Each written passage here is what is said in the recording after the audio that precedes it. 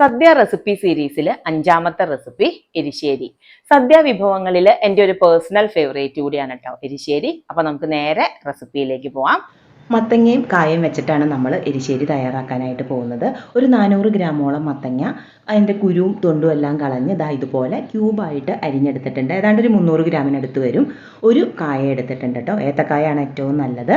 അതിലേക്ക് ഒരു 2.5 സ്പൂണോളം മുളക് പൊടി, ഒരു 1/2 സ്പൂൺ മഞ്ഞൾപ്പൊടി, പിന്നെ ഉപ്പ്, ഒരു 3/4 സ്പൂണിനടുത്ത് ഉപ്പിട്ടിട്ടുണ്ട്.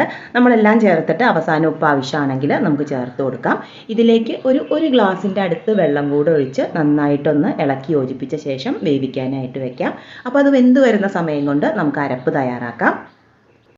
അരപ്പിനായിട്ട് ഒരു പകുതി തേങ്ങ, നല്ല വലുപ്പമുള്ളൊരു തേങ്ങയുടെ പകുതി എടുത്തിട്ടുണ്ട്. അതിൻ്റെ കൂടെ 1/2 സ്പൂൺ ജീരകവും ഒരു 3-4 ഇതൾ കറിവേപ്പില കൂടെ ചേർത്ത് തരിതരിപ്പായിട്ടാണ് അരച്ചെടുക്കുന്നത് കേട്ടോ. നമ്മൾ പല കറികൾക്കും നല്ല പേസ്റ്റായിട്ട് അരച്ചെടുക്കും. എരിശ്ശേരിക്ക് ഒന്ന് തരിതരിപ്പായിട്ട് അരച്ചെടുത്താൽ മതി. ആ ജീരകമൊക്കെ വല്ലാതെ അങ്ങ് അരഞ്ഞു പോകരുത്. തരിതരിപ്പായിട്ട് വേണം നമ്മൾ ഇതിന് അരപ്പ് തയ്യാറാക്കുമ്പോൾ അരച്ചെടുക്കാൻ. ഇപ്പോൾ നമ്മുടെ മത്തങ്ങയും കായൊക്കെ നന്നായിട്ട് വെന്തിരിപ്പുണ്ട്. ഇനി ഇതിലേക്ക് നമ്മൾ ചേർത്ത് കൊടുക്കുന്നത് വെള്ളപ്പയർ വേവിച്ചതാണ് കേട്ടോ. 1.5 കപ്പാണുള്ളത്. വെന്ത പയർ 1.5 കപ്പ് കേട്ടോ. ഇനി ഇതെല്ലാം കൂടെ നന്നായിട്ടൊന്ന് ഇളക്കി യോജിപ്പിക്കാം. അപ്പോൾ ഇളക്കുമ്പോൾ പ്രത്യേകം ശ്രദ്ധിക്കുക, മത്തങ്ങയുടെ കഷ്ണമൊക്കെ പെട്ടെന്ന് അങ്ങ് ഉടഞ്ഞു പോവാത്ത രീതിയിൽ ഇളക്കി യോജിപ്പിച്ചെടുക്കുക കേട്ടോ. ഇനി നമുക്ക് അരച്ചു വെച്ചിരിക്കുന്ന അരപ്പ് ചേർക്കാം.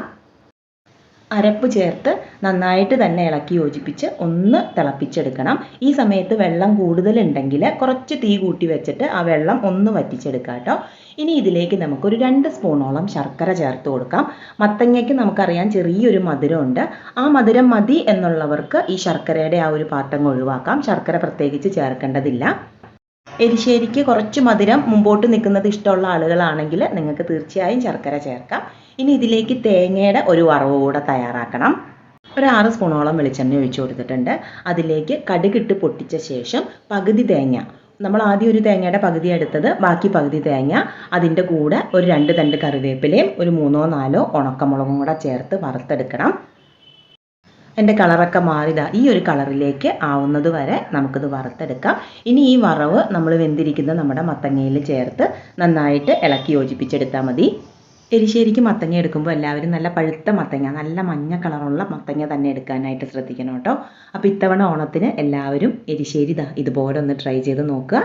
ഫീഡ്ബാക്ക് അറിയിക്കുക. പുതിയൊരു റെസിപ്പിയായിട്ട് വീണ്ടും കാണാം. താങ്ക്